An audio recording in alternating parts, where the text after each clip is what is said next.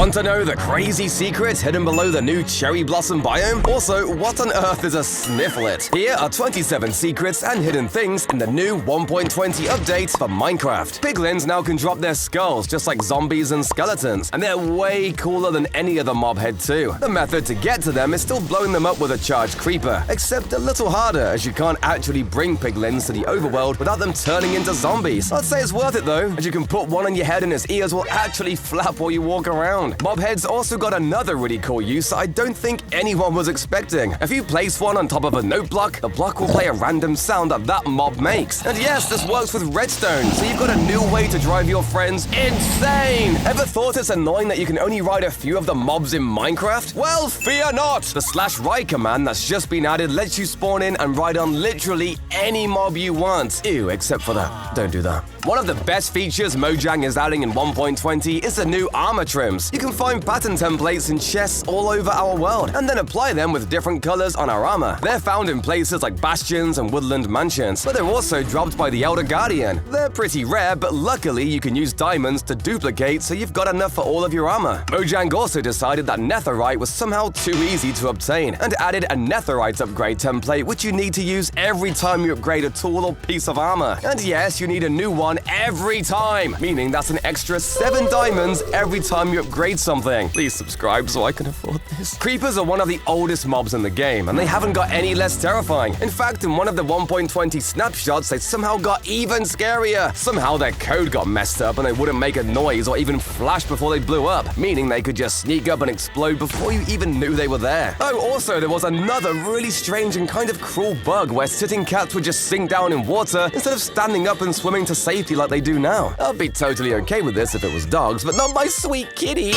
You know how the menu screen kind of rotates around like this? Apparently this can make some people dizzy, so Mojang added this setting that lets you change the speed or even turn it off completely. I can't be the only person who thinks this looks really cursed. Hey, by the way, does anyone else think the new world creation screen looks awful? I've been playing Minecraft for 10 years now and they did not need to change this. Desert wells finally got a use as you can find a new block called suspicious sand in them. This block that can also be found in desert temples can be brushed with, you know, a brush to uncover secret items. Well, kind of. All the sand in the wells can really give you is sticks, bricks, and emeralds. So I think I'm just gonna stick to stealing villagers' crops and selling it all back to them at a profit. Luckily though, the desert temple sand does hide a little more treasure, as you can also get TNT, gunpowder, and even diamonds. And by the way, this room looks suspiciously like a treasure room. I wonder if in the future we might find some other goodies hidden away in here. What I do like about suspicious sand though is that the item inside will slowly peek out as you brush it. I still kind of prefer how it looked in Minecraft Live though, where instead of just breaking, you'd slowly wipe layers from the block, exposing the item inside. You know those little ghost guys called Vexes that spawn in raids that are somehow more dangerous than Ravagers? Well, thankfully they're being nerfed, as their hitbox has been made much bigger, meaning you can actually hit them when you try. Oh, and their texture also got an update. They now look eerily similar to the alley. I wonder if there's supposed to be some evil version of them. That'd explain why allays can be found in those cages at pillager outposts. Aside from the cherry wood that's being added, we're also getting a second set of wooden blocks made out of bamboo. 9 bamboo items make a bamboo block, which can be turned into everything you'd expect, but with a light green, jungly sort of feel. There's even a special bamboo mosaic block that can be made from 2 slabs, but I've got no clue how you'd use this in a build, so let me know if you figure that out. We also got a new decorative item called the decorated pot. Again, this doesn't exactly do much, but it actually looks pretty cool. You can craft it with 4 bricks in a diamond shape, but if you replace any of these with one of 4 types of pottery shard also obtained from brushing suspicious sand, one side of the block will have a picture carved into it like this. This block is super fragile though, and will break into pieces if you hit it with any tool. Sure, you can use these as a decorative item, but it also has its place as a building block, as they're just a little smaller than a regular block, allowing you to make some pretty cool patterns and pillars with them. However, I think my favorite new block has to be the chiseled bookshelf. You craft these with wood and slabs, and surprise, surprise, you can use them to store books, including enchanted books and written books, meaning you can leave hidden messages around your house, or just hide away your valuable mending books because you just know someone's gonna try and steal them sooner or later. But the coolest part about them is that comparators can actually detect if there's a book placed in a specific slot, meaning we can finally make one of those awesome secret bookshelf entrances. If anyone knows about it, they'd have to know exactly which book in exactly which bookshelf unlocks the door, letting you hide some seriously secure secrets. We've also got a new setting that allows you to see all the secret hidden creative items. This includes command blocks, all the different types of light level blocks, blocks, which are gonna be super useful for builders. And even the secret debug stick item that lets you change the form of any block you want by just clicking on it. Camels are by far the coolest passive mob we've ever got. Not only can you ride them with a saddle, but they're so tall that zombies and spiders can't touch you while you're on one. You can also dash while riding them. And best of all, 2 people can ride them at once. The only drawback to camels is that sometimes they'll get bored, lie down on the floor, and refuse to move.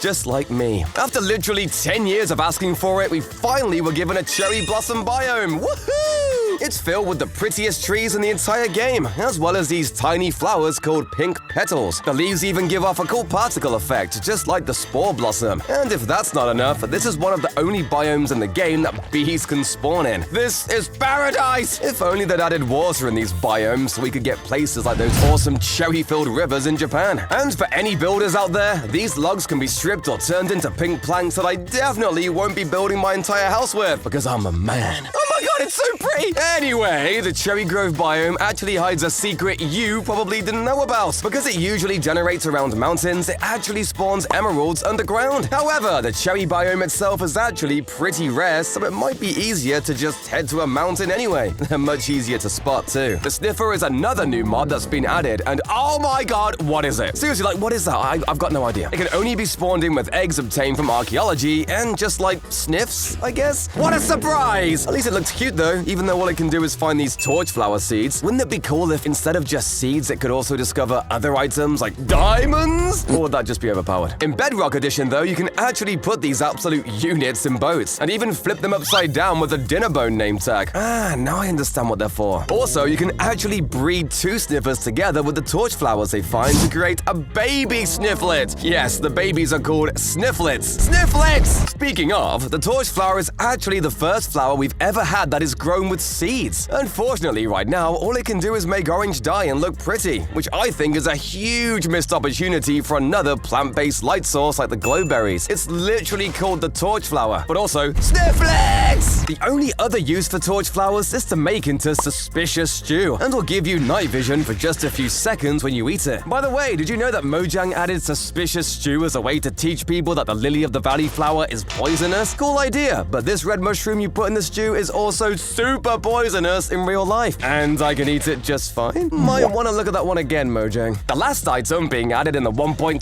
update that we know of right now is the hanging sign. These can be made out of any type of stripped wood along with 2 chains. And, well, do I really have to explain what they do? They can be placed on the bottom or the side of a block, and are perfect for adding that tiny bit of extra detail to a build. Or, you know, for signing things. The only bad thing about them is that there's a much lower character limit on them. But it's fine, because I've got just enough room to tell you to subscribe!